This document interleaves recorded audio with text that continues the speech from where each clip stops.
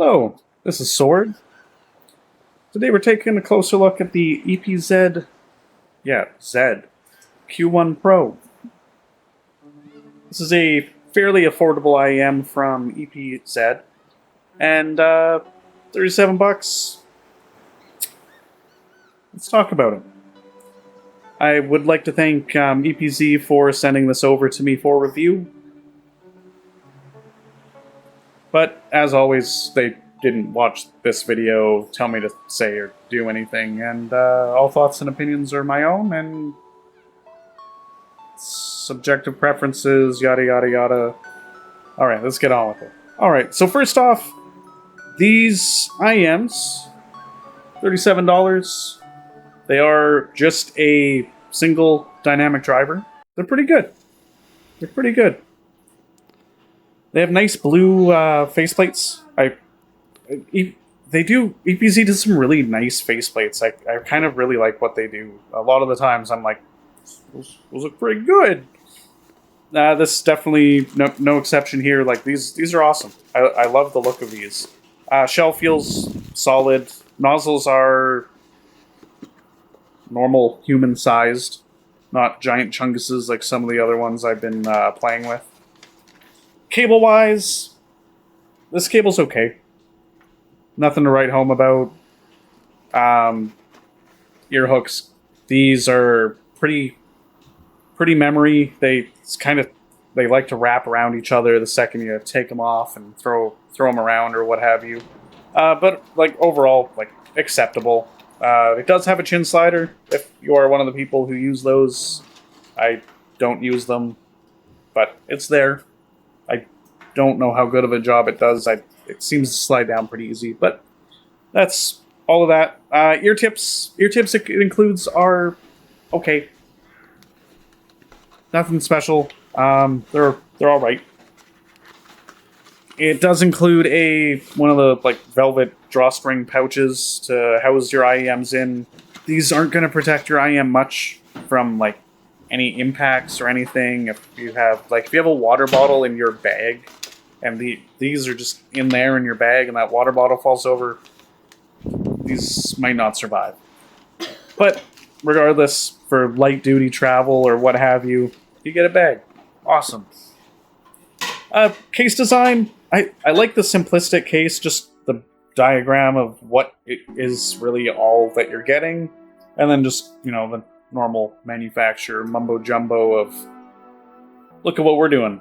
Awesome stuff. As for the sound, these are pretty good. They're definitely a solid pair for entry level, like for beginners and stuff, for people getting into IEMs. They look cool. Okay accessories. And they're not really extreme anywhere, which I like. They're not like the Simgo that sometimes they're mostly super bright, or it's not the opposite spectrum of super bassy and that pillowy bass smothering the rest of the frequencies. This is good. It's pretty level. It's not neutral by any means, but it does lean more towards Harman. And for a budget set, that treble is pretty smooth. It's not dead smooth, but it's not pierce, it's not sharp, it's not pingy. I think the treble for most is probably going to be fine, which is awesome. That's what you want. You don't want super bright treble that just kills your ears after a little bit. But the bass, everything just kind of flows on this. Bass doesn't overpower. It just sounds good. Sounds correct. Mids are like fully there with all the guitars and biting growls and stuff and vocals. And like I said, treble, everything's kind of pretty even on these. They do everything pretty good. They are a really good all-rounder, I think. But on some of my songs, I don't know why. I'm sure graphists can probably tell me. Graphologists? I don't know what term they prefer to be called.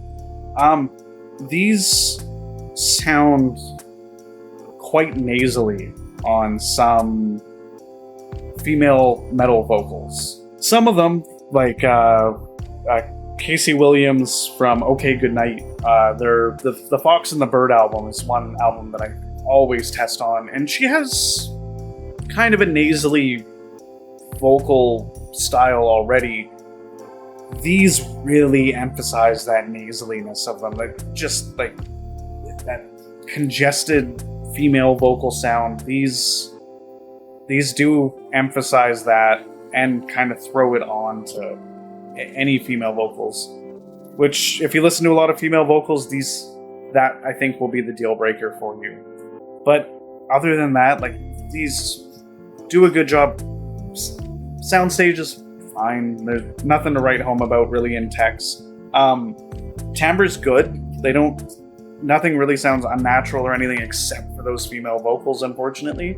But like overall, for the price of these, I think these are a solid all-rounder and a welcome budget contender. If I was to throw out a comparison, I would probably compare these to the Chew 2. They remind me quite a bit about them, except like the mid bass just is more natural on these.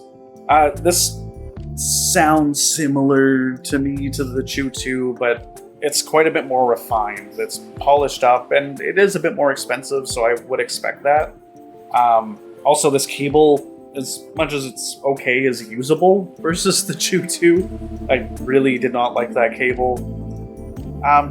Yeah, overall, like, decent all-rounder. Good value. I like these.